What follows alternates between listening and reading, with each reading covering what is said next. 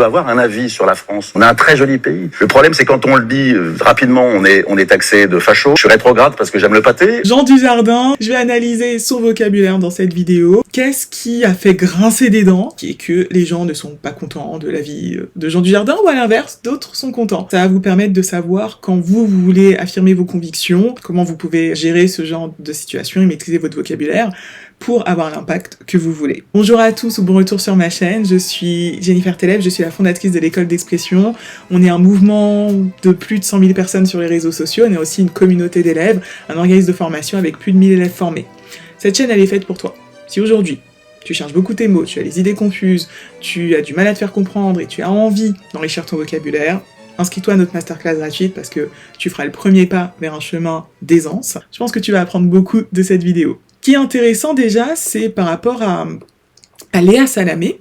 J'ai fait une vidéo dans laquelle j'analyse le moment un peu gênant entre Léa Salamé et Marion Cotillard, vous en avez probablement entendu parler, ça fait le tour des réseaux sociaux, et on va pas se mentir, Léa Salamé a quand même l'art de créer des séquences, hein. On peut l'aimer, le pas l'aimer ou autre, moi j'ai pas d'avis négatif sur Léa Salamé en toute honnêteté, hein.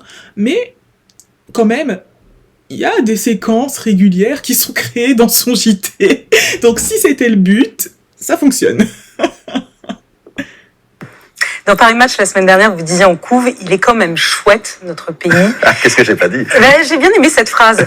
Est-ce que vous avez l'impression qu'on le malmène, qu'on se malmène, que finalement, la France, vous savez cette phrase de Sylvain Tesson, vous l'avez jouée dans les chemins noirs, qui dit « La France est un paradis peuplé de gens qui se croient en enfer ». Qu'est-ce que vous en pensez déjà? Donc la France est un paradis avec des gens qui se croient en enfer. N'hésitez pas à mettre en commentaire ce que vous pensez de ça. C'est vrai que c'est quelque chose qui se dit beaucoup sur la France, hein, qu'on est un pays un peu de pessimistes. Regardez déjà sa posture assez détendue, et en même temps je m'affirme, bon, c'est un peu bizarre, mais... Est-ce que ça résonne avec vous? J'en sais rien, c'est très compliqué dès qu'on parle de la France, parce que pour certains, la France, c'est rance, il y en a d'autres, ils sont dans la défiance, en revanche, il y a vraiment plus de nuances, donc je sais pas du tout ce qu'on peut dire, moi, sur la France, ce que je vois, moi, depuis 20 ans. Donc ça, c'est intéressant déjà. Forcément, quand vous critiquez les positions de différents camps, vous allez être critiqué par ces camps. Donc là, il est en train de dire que sur un sujet, ça manque de nuances, entre les opposants et les défenseurs, on va dire, voilà, les pour et les contre, quoi. Et il se met un peu en surplomb, donc si vous vous sentez plutôt chez les pour ou chez les contre, vous allez vous dire « Ouais, non mais il se donne des airs ». Donc, c'est pas un problème d'avoir ce genre de posture, mais quand vous essayez d'être en surplomb, faut pas vous étonner que les personnes qui... trouve que être en surplomb, c'est pas parler en profondeur des choses, ce n'est pas être assez tranchant, c'est se mettre des œillères, faut pas être étonné que ces personnes ne soient pas contentes. Donc faut assumer ces positions, si vous voulez avoir une vision tierce ou autre, dans votre vocabulaire, vous pouvez l'affirmer, après, voilà, en fonction des mots que vous allez utiliser pour qualifier les camps, ça va plaire ou déplaire. Mais il faut l'assumer. Je vois des gens qui aiment leur pays. J'ai l'impression que les réseaux sociaux ne ressemblent pas aux humains que je rencontre depuis. Ça, c'est très intéressant, et je pense que c'est une posture qui peut agacer, dans le sens où il se positionne un peu en observateur. Mais le problème, c'est que c'est un citoyen lambda, ce n'est pas un chercheur, un sociologue, une personne qui a des outils pour essayer de développer une certaine objectivité, même si c'est limité, hein, de l'observation de la société. Lui, il dit « je vois des gens, je vois des réseaux sociaux ». Bah oui, mais les gens que tu vois, qui c'est? Les réseaux sociaux que tu observes, on sait très bien que les algorithmes sont adaptés à notre personnalité. On n'a pas une vision complète du monde sur Internet. On nous montre ce qu'on veut voir, en fonction de ce qu'on a déjà vu. Donc là, c'est intéressant, il choisit un vocabulaire, en fait, de prise de distance, et je pense que malheureusement, par rapport à son statut de star, d'acteur, il a en fait une aura de personne déconnectée, et il essaye dans son expression de dire qu'il observe ce qui se passe concrètement sur le terrain, mais c'est en inadéquation avec son statut de personne déconnectée.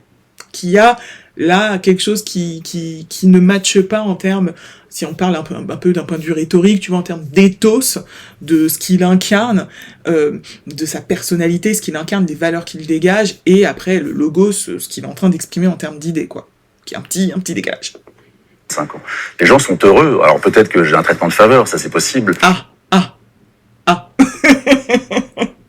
Malheureusement, cette nuance n'a pas suffi, et c'est pour ça que je trouve que ceux qui se sont jetés sur lui ont peut-être été un peu durs, parce qu'il reconnaît lui-même. Mais après, il affirme quand même, les gens sont heureux. Donc, il y a à la fois cette affirmation et cette petite nuance derrière. Donc voilà, c'est un peu particulier. Après, voilà, la France, elle vit une situation qui peut être compliquée, on n'a pas tous le même regard sur la situation du pays, mais c'est vrai que si t'as quelqu'un qui est en train de galérer à boucler les fins de mois dans la France de Macron, la fameuse expression là utilisée partout sur les réseaux, et qu'il entend Jean Dujardin dire qu'il l'observe et qu'il comprend pas pourquoi les gens disent être malheureux, bon, bah, l'argent ne fait pas le bonheur, d'accord, mais bon, quand même. Voilà, bon, ça peut questionner, on peut comprendre l'origine de la polémique, et le but, moi je vous donne pas mon avis, hein. Honnêtement je n'en ai pas sur cette polémique, le but c'est vraiment que vous développiez vos compréhensions en termes d'expression et d'outils de vocabulaire. Mais je vois des gens heureux, je vois des régions magnifiques, je vois un littoral, je vois des gens qui ont envie. Et... Donc ça c'est pas mal pour ceux, parce qu'il y en a quand même certains qui ont été touchés par ce qu'il dit en fait. Si vous regardez les commentaires, je vais vous mettre le lien de la vidéo là que je suis en train de lire en commentaire épinglé, c'est le JT de France 2, comme vous l'avez compris. Eh bien, là, il utilise une anaphore, je vois, et ça crée un rythme, et ça permet aussi de se connecter un peu plus à l'émotionnel quand on utilise comme ça la langue, avec des outils comme ça littéraires. Et pour les personnes qui pensent comme lui, là, je pense que quand il a donné l'image des littoraux, il donne des exemples de ce qu'il aime en France, la cuisine, ça peut toucher... Et donc, ça peut lui permettre de se connecter aux personnes qui pensent comme lui. Et qu'est-ce qui nous empêche? Alors, est-ce qu'on est pris en étau entre une politique qui est parfois, en ce moment très instable, oui, qui est un peu austère et un peu difficile, parfois aussi une espèce d'actualité en continu qui fait qu'à un moment on ne réfléchit plus vraiment et on ne regarde plus vraiment. Vous savez, c'est comme quand on rentre chez nous, on met. Je suis pas sûre d'avoir compris pourquoi, parce qu'il y a une politique. Et une politique, on ne sait pas comment la qualifier, une actualité lourde, on va dire. Pourquoi on ne réfléchirait plus? Je suis pas sûre d'avoir compris ce passage-là. Un GPS, alors qu'on sait exactement comment on peut rentrer chez nous, mais on préfère mettre le GPS, on sait jamais. Et là, c'est pareil, on va regarder les infos pour avoir un avis, alors que je pense qu'on peut avoir un avis sur la France. On peut garder son avis sur les choses, sur les gens. On a un très joli pays, entre le littoral. Ok, donc ça, c'est intéressant. Ce qu'il est en train de dire, c'est... Je suis pas sûre que tout le monde l'ait bien compris, hein. Mais ce qu'il est en train de dire, il me semble, c'est que on est biaisé, notre avis sur la France est biaisé par la situation actuelle, la politique et les infos. Et qu'on peut se baser sur des choses beaucoup plus concrètes autour de nous pour se faire un avis sur la France. Et c'est là où je me demande si, et je peux comprendre, hein, que certaines personnes aient été peut-être un peu blessées, parce que il se base sur le principe qu'en observant ce qu'il y a autour de soi, on peut avoir un jugement beaucoup plus positif sur la France, et là c'est peut-être un manque d'empathie, dans le sens où l'empathie en termes d'expression, c'est partir du principe que les gens n'ont pas forcément le même rapport à la réalité, le même regard sur le monde, et donc qu'on peut pas préjuger en fait de cette façon que si tu fais la même chose que moi, tu auras le même résultat, parce qu'on n'a pas les mêmes lunettes, on ne voit pas la même chose. Non seulement on ne voit pas la même chose, mais on n'a pas le même regard sur les choses, donc on n'aura pas le même jugement. Et donc ça, c'est un enjeu d'expression aussi. Il y a une volonté d'apaisement dans son discours qui, moi je trouve, est un peu louable quand même, c'est pas mal, hein, dans une période très conflictuelle comme dans laquelle on vit, mais l'enjeu, c'est quand même, de son côté, effectivement... trop d'apaisement tue l'apaisement, je pense, pour certaines personnes. Vouloir toujours ajouter de la nuance, et ça va pas si mal. Pour certaines personnes, c'est agaçant parce que c'est nier la réalité urgente. Donc ça, c'est à vous de comprendre aussi que quand vous voulez utiliser un vocabulaire d'apaisement, pour certains, ce sera vu comme une fuite de la réalité et du bullshit, en gros. Et là, du bullshit de privilégié, malheureusement, dans le jugement de Jean Dujardin. Entre les régions, la gastronomie, enfin... Le problème, c'est quand on le dit rapidement, on est taxé de facho. Alors on se dit, qu'est-ce qu'il faut que je dise? Alors je suis rétrograde parce que j'aime le pâté? Ou qu'est-ce qui est compliqué en fait là-dedans, quoi? Ouais, là, je pense que c'est autre chose. Donc, ce qui est intéressant en termes d'argumentation, c'est quand même que son discours est assez décousu. C'est un discours émotionnel et le fait que son argumentation soit décousue ne l'aide pas, parce que là, maintenant, il parle du fait d'être traité de facho. Enfin, c'est autre chose. C'est autre chose. Là, c'est plutôt son regard sur la France qui ne correspond pas à l'expérience de beaucoup de Français qui souffrent, enfin, qui disent souffrir, quoi. C'est un fait social. Et ensuite, il dit, je peux pas dire ça parce qu'on va me traiter de facho. Là, c'est autre chose. Donc, le lien logique, je le trouve pas très clair. Et je pense que c'est aussi, parfois, dans votre argumentation, quand vous mélangez plusieurs éléments, ça n'aide pas à défendre votre thèse, ça peut même l'enfoncer, quoi. Parce que là, il y a des gens qui vont faire des raccourcis en disant « Ah bah voilà, il se plaint, on peut plus rien dire, c'est parti, encore un qui dit qu'on ne peut plus rien dire, nan. » C'est dommage, là, je pense que ça le dessert un peu. Donc évidemment, c'est de la récupération et il faut pas tout écouter, mais il faut garder l'espoir. La colonne des plus.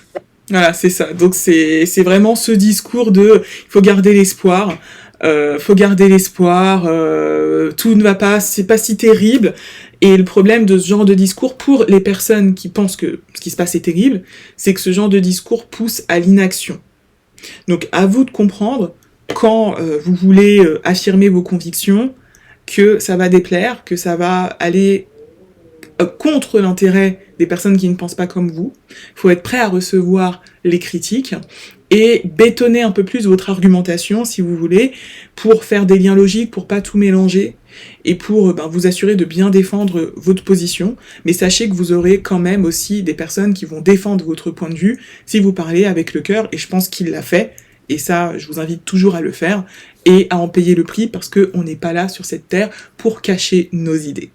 C'est mon avis en tout cas. Vous en faites ce que vous voulez, mais le but c'est s'exprimer avec aisance, donc voilà.